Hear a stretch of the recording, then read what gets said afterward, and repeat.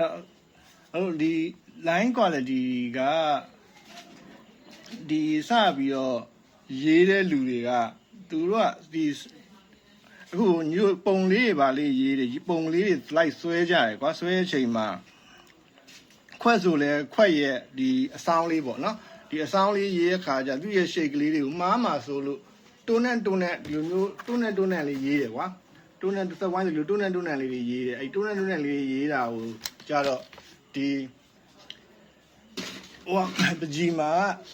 chicken sketching လို့ခေါ်တယ်ကြက်ချစ်တာပေါ့နော်အဲ့လိုမျိုးဒီယုံကြည်ချက်မရှိဘဲနဲ့ line ကိုတွန်းလေးနဲ့အဲ့လိုမျိုးရေးတာအဲ့ဒါက line အကြောင်းပြောမယ်ဆိုရင်တချို့လူတွေကတော့အရင်အကောင့်ကတော့ဒီတီဗီသားတချို့လူတွေကတော့အကိုရေးထားတာဖတ်ဖူးမှာပါ line အကြောင်းကအနည်းဆုံးတစ်လားနှစ်လားလောက်ပြောလို့ရတယ်ဒီ line ကြီးမြင်းကြီးတီးတန့်ကိုဒါပေမဲ့အခုဒီမှာတော့အခြေခံပဲဆိုတော့အခြေခံမှာအရေးကြီးတဲ့အချက်ပဲအခြေခံမှာအရေးကြီးတဲ့အချက်ပဲအခုအဓိကထားရှင်းမယ်ပေါ့နော်အဲဒီ line ဒီဆွဲတဲ့ပုံဆွဲတဲ့အခါကြရင်ဒီအဲ့လိုမျိုးပေါ့ကြောက်ပြီးတော့တွန်းရေးထားတဲ့စာရေးယုံကြည်ချက်ရှိတခါတည်းတန်းဆွဲလိုက်တာကမှားသွားအောင်တောင်မှအဲ့ပုံကကြည့်လို့ကောင်းတယ်အဲ့တော့ပုံဆွဲတဲ့ခါကျဘယ်တော့မှဒီလိုမျိုးပေါ့နော်ဒီတူပါမလားမှားသွားမလားဆိုကြောက်ပြီးတော့တွန်းမရေးနဲ့တခါတည်းအချိုးစားကိုမှန်အောင်တိုင်းပြီးတော့ဒီရှိတ်ကဘယ်လိုရှိတ်လဲဒီကွေးလေးကဘယ်လိုကွေးလဲဆိုတာမျိုးပေါ့နော်မှန်အောင်ကြည့်ပြီးတော့တခါလဲဆွဲတာကပို့ပြီးတော့ယုံကြည်ဆွဲတဲ့မြင်းလေးကပို့ပြီးတော့အဆင်ပြေမယ်ကြည့်ရတာပုံမှာအဲ့တော့ဒါက line quality ပေါ့နော်ရေးကြတဲ့အထဲမှာနောက်တစ်ခုကအဲ့ beginner တွေစပြီးပုံတစ်ပုံကြည့်လိုက်တာနဲ့သူက beginner လား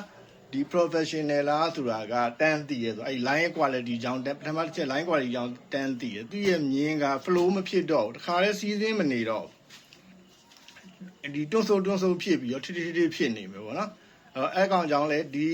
လက်ရာက beginner လက်ရာလားဒီမို professional လက်ရာလားဆိုတာကိုတန်းပြီးတော့သိလို့ရနောက်တစ်ချက်က line quality ပြီးသွားရင်နောက်တစ်ချက်ကတွဲတာကအခုပုံကိုလူပုံပဲဖြစ်ဘာပုံပဲဖြစ်မတူဘူးလို့ဘယ်တော့မှမပြောဘူးပကြီးဆရာကြီးအချိုးစားမားတယ်လို့ပဲပြောတာဒီပုံသူ့ပုံကိုမတူဘူးလို့မပြောဘူးအချိုးစားမားတယ်အချိုးစားမမှန်လေးဘူးလို့ပဲပြောတာအဲ့တော့ပုံဆွဲတဲ့ခါကျရင်ဆရာတို့ကအမြဲတမ်းအချိုးစားမှန်အောင်အရင်တိုင်းရမယ်ပေါ့နော်ဒီကနာတွေမှားတဲ့အမားနှစ်ခုထဲမှာပထမတစ်ချက်ကဒီကိုဆွဲတဲ့မြင်းကိုဆွဲတဲ့ပုံစံမားမှာဆိုလို့တွန်းဆုပ်ဆွဲတယ်နောက်တစ်ချက်ကကြတော့အဲ့မတိုင်းတာပဲစိတ်မန်းနဲ့ပဲမတိုင်းတာပဲနဲ့စိတ်မန်းနဲ့ပဲဆွဲတယ်အဲ့နှစ်ချက်ကအရန်အသိသာဆုံးပဲ beginner လက်ရာကြီးမှာအရန်ထင်ရှားဆုံးပဲနောက်တစ်ခုကနောက်ထပ်နော် beginner လက်ရာအမြန်သိသာတဲ့တစ်ချက်ကမြင်းနေသူဆွဲတဲ့ပုံတိုင်းမှာမြင်းနေအကုန်လုံးကအထူပါအတူတူပဲအကယ်၍ကတော့ဒီပကြီးရှားတွေဆွဲတဲ့မြင်းမှာကအထူပါကမတူပါတဲ့နေရာပါတယ်အထူတဲ့နေရာထူ line weight กว่าတယ်အဲ့တော့အနည်းဆုံးစဉ်းစားကြည့်မယ်ကွာပုံဆွဲမယ်ဆိုရင်တစ်ပင်တစ်ပင်ဆွဲမယ်ဆိုတစ်ပင်တစ်ပင်မှာရှိတဲ့အနာစွန်းမြင်းပေါ့နော်အနာစွန်းမြင်းဆိုတိရွက်လေးတွေမှာရှိတဲ့အနာစွန်းမြင်းနဲ့ပင်စီမှာရှိတဲ့အနာစွန်းမြင်းကမတူဘူးထင်ရှားဆုံးပြောရမယ်ဆိုအဲ့တော့ပင်စီမှာရှိတဲ့အနာစွန်းမြင်းကမာမယ်တိရွက်လေးရဲ့အနာစွန်းမြင်းကပျော့မယ်ပေါ့နော်ဖော့မယ်အဲ့လိုမျိုးကွဲတယ်နောက်တစ်ခုအဲ့လိုမျိုးတိမ်မှာအနာစွန်းမြင်းကတိမ်ဆွဲတဲ့မြင်းနဲ့ကြောက်တုံးဆွဲတဲ့မြင်းနဲ့တူလို့အစင်မပြေဘူးတူးနေရင်ပုံကအသက်ဝင်မှာမဟုတ်ဘူးပေါ့နော်နောက်တစ်ခုလိုမျိုးပေါ့မြက်ပင်လေးဆိုထိတ်အဖျားလေးတွေရှူးသွားတာ line weight ကိုကစားရမယ်ပေါ့ line မျိုးစားဆိုရင် website ထဲမှာတချို့ရေးထားတာရှိတယ် website ထဲမှာဆိုရင်အများကြီးပဲအကျယ်ပေါ့နော်သူကဒီအကောင်ကိုအကုန်ပြောမယ်ဆိုရင်ဒီတစ်လားနှစ်လားလောက်နေ့တိုင်းပြောလို့ရတယ်နှစ်လားလောက်ထိ line အကြောင်းဒါပေမဲ့ဒီမှာအရေးကြီးတာပဲဆရာပြောတော့မယ်ပေါ့နော်အဲ့တော့ပထမတစ်ချက်ကရေးတဲ့အခါမြင်းဆွဲတဲ့အခါမှာ chicken sketching မဖြစ်နဲ့ကိုဆွဲမဲ့ shape ကိုဆွဲမဲ့ line ရဲ့ပုံစံကိုယုံကြည်တခါတည်းရှင်းအောင်ကြည့်ပြီးတော့ယုံကြည်ချက်ရှိရေးနောက်တစ်ခုကတိုင်းတာပြီးရေးဘယ်တော့မှညံ့မှန်းနဲ့မရေးနဲ့စိတ်မှန်းနဲ့မရေးနဲ့မှန်းလို့ကောင်းတဲ့အချိန်မှာပကြီးဆွဲတာမပါဘူးတိုင်းတာပြီးရေးတာမှအဆင်ပြေမယ်နော်အကုန်လုံးတိုင်းပြီးတော့ရေးနောက်တစ်ခုက ဒီ line weight ကစားပြီးရေးတော့ line မျိုးစားကဆရာပြော line မျိုးစားက9မျိုးရှိတယ် straight line ဆိုတာကမြင်းဖြောင်းနေနော် straight line ဆိုဒီလိုမြင်းဖြောင်းဆိုတာမြင်းဖြောင်းရောမြင်းလဲရောမြင်းဆောင်ရောပေါ့နော်အကုန်ပါမြင်းလဲရောအကုန်ပါတယ်အဲ့တော့ဒီမြင်းဖြောင်းကဒီဟိုဟာတွေထဲမှာတော့များသောအားဖြင့်သင်တန်းတွေထဲမှာတော့အကွက်ကလေးတွေချပြီးတော့ကျင်ခိုင်းတယ်အကောင်ကတက်တူးဆရာကြီးတွဲလောက်ပဲဆင်ပြေမယ်အဲ့လိုဆို तू ကအခုပကြီးဆွဲတဲ့အချိန်မှာအသုံးပြုရတဲ့ပုံစံလက်အသုံးပြုရတဲ့ပုံစံပေါ့လက်အားအသုံးပြုရတဲ့ပုံစံက3မျိုးရှိတယ် figure နဲ့ width ပေါ့နော်ဒီလက်ကောက်ဝတ်ကိုအသုံးပြုပြီးရေးတာအကောင်က detail တွေဒီ perception တိကျမှုတွေအတွက်အသုံးရင်ပိုကောင်းတယ်နောက်တစ်ခုကဒီတထောင်စစ်ပေါ့နော်တထောင်စစ်အားကိုသုံးပြီးရေးတာ median တထောင်စစ်အားကိုသုံးပြီးတော့ဆွဲတာအကောင်ကျတော့နည်းနည်းလေးပုံကြီးလေးတွေပြီးနောက်တစ်ခုကအချိုးစားချိန်တဲ့နေရာတွေတို့အဲ့လိုမျိုးသုံးလို့ပို့ပြီးတော့ဒီ shading လုပ်တဲ့နေရာမှာဆိုတထောင်စစ်သုံးတာပို့ပြီးတော့အဆင်ပြေဒီခြေတဲ့နေရာမှာဖွာတာပြူနောက်တစ်ခုကဒီလက်မောင်းအားတော့ဒီအတိုင်းပဲပုံက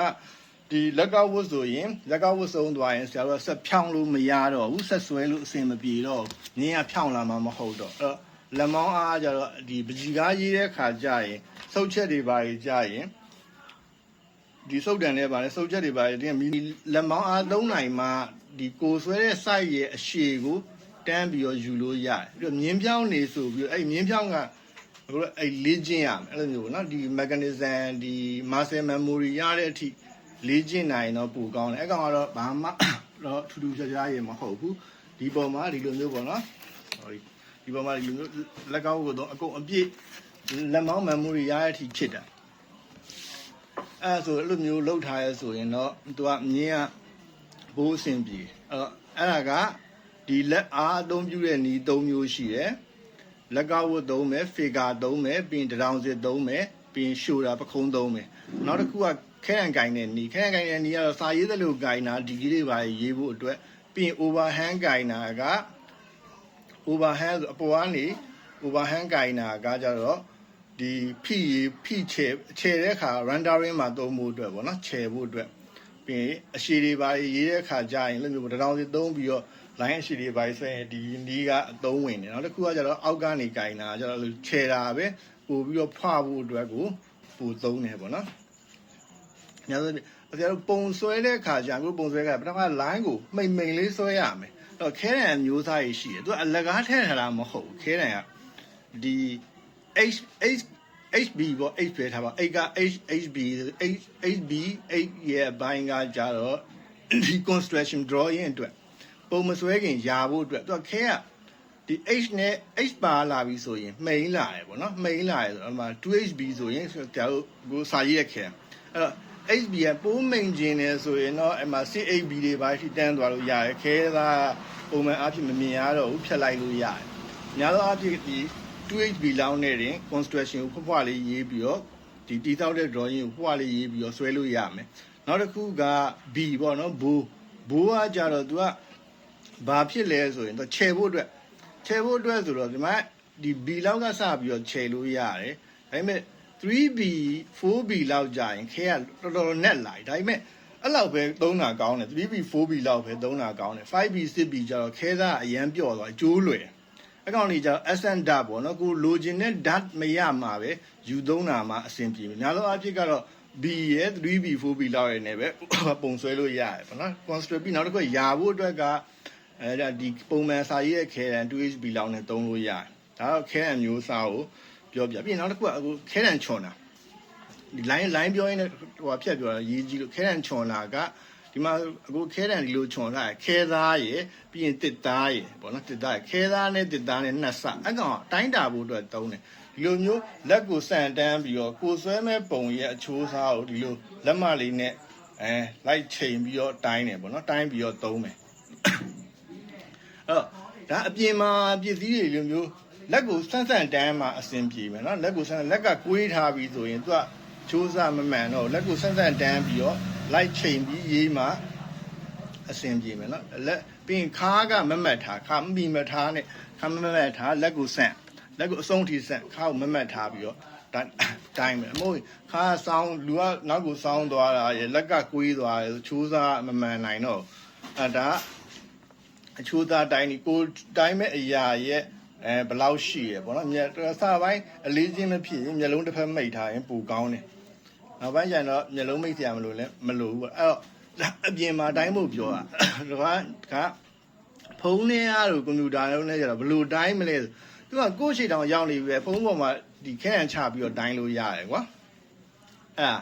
အတိုင်းဖို့လီလဲအကုန်လုံးလိုက်ပြီးတော့တိုင်းစရာမလိုဘူးပြီး competitive ဆိုတာကစစချင်းဒီအချိုးစားအရွယ်စားတစ်ခုပကြီးစရာအကုန်လိုက်ပြီးတော့တိုင်းမနေဘူးပေါ့နော်ဒီပုံကြီးရဲဆိုရင်တိုင်းမနေဘူးစပထမတစ်ခုကိုအထင်ရှားဆုံးချိုးစားတစ်ခုကိုတိုင်းလိုက်တယ်တိုင်းပြီးတော့သူ့ရဲ့2ဆလားသူ့ရဲ့3ဆလားအဲ့လိုမျိုးစားနဲ့စားနဲ့ချိန်ပြီးတော့ဆက်ပြီးတော့ရေးတိုင်းရေးသွားတယ်ပေါ့နော်ကိုစတိုင်းနဲ့ unit ရဲ့ဘယ်နှစားရှိရဥပမာဒီခွက်ရဲ့အမြင်တစ်ခုကိုတိုင်းနေဆိုရင်နောက်တစ်ခုကဓဘူးကထားပါတော့ဓဘူးကခွက်3သားရှိရဲဆိုဓဘူးကြီးကိုတိုင်းမနေတော့ဘူးခွက်ကိုပဲအရင်တိုင်းရင်ဓဘူးကခွက်ကိုဆွဲထားတဲ့ခွက်ရဲ့3စားလို့ယူလိုက်တယ်အဲ့ဒါကတိုင်းတာနီးပေါ့နော် line အဲဆိုရင်ဒီ measurement မှာမြင့်မဲ့သုံးလို့ရတယ် front line လို့ခေါ်တယ် front line ဆိုတာဒီပယံစရာတွေသုံးတဲ့ခါကျရင်ချိန်စည်းလေးမြင်ဘူးလားကြိုးလေးနဲ့တွဲလောင်းချတာလေကြိုးလေးနဲ့တွဲလောင်းချတဲ့ချိန်စည်းလေးအဲ့ချိန်စည်းလေးနဲ့သူကအဲ့ကချိန်စည်းနဲ့ဆိုတော့ခါရဲသူကမြင့်မဲ့တန်းရတယ်မြင့်မဲ့တန်းရတယ်အဲ့ကမြင့်မဲ့တန်းကိုဆွဲမဲ့ပုံရဲ့အလေကောင်တက်ကိုချလိုက်တယ်အဲ့လိုလဲရတယ်အဲ့လိုမျိုးလေကောင်တက်ကိုချလိုက်နောက်တစ်ခုကအဲ့တိုင်းတာနီးစနစ်ကဥမာထားဒီဓဘူးဆွဲမဲ့ဆိုပေရန်တစ်ခုယူလိုက်တယ်ပေရန်နဲ့ဆွဲမဲ့ပုံရဲ့အလေတက်ကိုအဲ့ဒီစတန်ဒါမြင်းဆွဲလိုက်တယ်အဲ့ကောင်ကအဲ့ဒီမြင်းရတယ်ပေါ့နော်အဲ့ပထမဆက်စာချင်းဆွဲရမယ်ဆိုရင်အဲ့ front line လို့ခေါ်တယ်အဲ့ vertical line မြင်းမတ်တစ်ခုရေးမယ်နောက်တစ်ခုက horizontal line တွေက alignment တွေထားပါတော့ဒီပခုံးကထားပါလူ2ယောက်3ယောက်ဆိုတော့ဒီပန်းအထက်ကဟိုဘက်ကဘဲအထက်နဲ့ညီရဲဆိုတဲ့ alignment လိုက်ချိန်တာအဲ့လိုချိန်ပြီးတော့ဟိုကဗီဒီယိုလေးနဲ့တော့ပြထားတယ်အများသောအားဖြင့်ကကြည့်လို့လည်းရတယ်ဒီလိုမျိုးတိုင်းမယ်အဲ့ alignment တစ်ခုအရင်ဆွဲမယ်ပြီးရင်အဲ့လိုတိုင်းမယ်တိုင်းပြီးတော့မှပုံကိုနောက်ခါကျရင်ရေးသွားမယ်မတိုင်းမနဲ့စိတ်မန်းနဲ့မရေးနဲ့ပေါ့နော်အဲ့တော့ဒီမြင်းမတ်တွေကကိုဆွဲတဲ့ပုံကြီးလေးကြီးကိုဆွဲပုံဘယ်လောက်ကြီးမလဲကြီးသလောက်ကိုမြင်းမတ်ကလိုက်ရေးရမှာဆိုတော့ဒီစာရွက်ဒီ stand နဲ့ထောင်ပြီးတော့ဒီလက်မောင်းအားသုံးပြီးတော့ဆွဲနိုင်လေပူကောင်းလေပေါ့နော် master memory ရအောင်လေ့ကျင့်နိုင်လေပူကောင်းလေမြင်းလဲအတူတူပဲမြင်းလဲဒီ alignment လိုက်ချိန်ရတာဒီမျက်လုံးကအခုဘက်မျက်လုံးကဒီဘက်နဲ့နဲ့အောက်ကိုစောင်းလားအပေါ်ကိုစောင်းလားဒီခွက်ကဘယ်လိုစောင်းလဲ angle ပြီးသူနဲ့အညီရှိရဲ့လားလိုက်ချိန်ရတဲ့ခါကျရင်တုံးလို့တူလေးဖြစ်ပြီမဲ့တုံးအဲ့ချိန်တာတွေကအတူလေးပဲဆိုတော့မြင်းလဲကပိတ်လေးချင်းစရာမလိုဆိုရင် landscape ရေးတဲ့ခါကျ horizontal line ပေါ့နော်ဝင်ရိုးစုံမြင်းတွေပါဆွဲတဲ့ခါကျမြင်းလဲကကိုဒီကားကဒီပေ20 30ဆွဲမဲ့ဆိုပေ20 30စာဖြောင်းနေအောင်လက်ကဆွဲရတော့မှာဟုတ် PNL ဆွဲလို့မရဘူးလားဆိုတော့လေ PNL ဆွဲရင် mechanism ဆန်သွားမှာပုံကြီးကအသေးကြီး flow ဖြစ်မှာမဟုတ်တော့ဘူးเนาะပထမတစ်ခုက straight line ကမြင်းဖြောင်းဆိုရင်မဲ့ဒီအမတ်ရောအလဲရောအဆောင်ရောအကုန်ပါတယ်အကောင်ကိုစာရွက်နဲ့ဒီ left muscle memory ရအောင်ဒီလေ့ကျင့်နိုင်ရင်ပိုကောင်းတယ်နောက်တစ်ခုက C cup ကဒီစီပုံစံ cup ကစီပုံစံပဲရမဟုတ်ဘူးပေါ့နော်တစ်တွေရောဂန်းငယ်တွေရောပါးတောက်တွေရောပါပေါ့အဲစီ cup ကcup ကျင်တယ်လို့ cup လို့ရခွက်တွေခွက်